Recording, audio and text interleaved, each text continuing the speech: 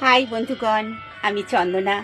আজকে আমার থাকছে প্রতিবাদী এক কবিতা, এক নারী তার কাহিনী কবিতা। একটা মেয়ের গল্প বলি শোনো, হেসে হেসে আলাপ করে এসে, দুঃখে সুখে রোজ নিয়ে যায় খোঁজ। ভালোবাসা বিলিয়ে ভালোবাসে, ভালোবাসা বিলিয়ে সে ভালোবাসে। কথা বলে সোজা সাপটার বেশ, দ্বন্দ্ব দ্বিধা রাখে না অবশেষে। তাতেই জলে অনেক মানুষের মন, জানে না সে কাকে বলে ক্রোধ। সাহায্যর হাত লম্বা একটু বটে, সাহায্যর হাত লম্বা একটু বটে। মানবতার মনটা কোমলতী, মহান প্রভু পরীক্ষাতে পাশ। নীলের করি মণিক রতনপতি, তবুও সতী চোখের জলে ভাসে।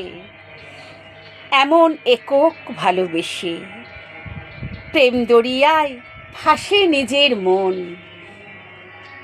আগাচোড়া এমন হবে মেশে, তবে কিছু স্বার্থপর আর লোভী পরকে ঢুকে তারই বুকের মাঝে বিকিয়ে দেয় লাজ লজ্জার মাথা। যেমন খুশি তেমন তারা সাজে।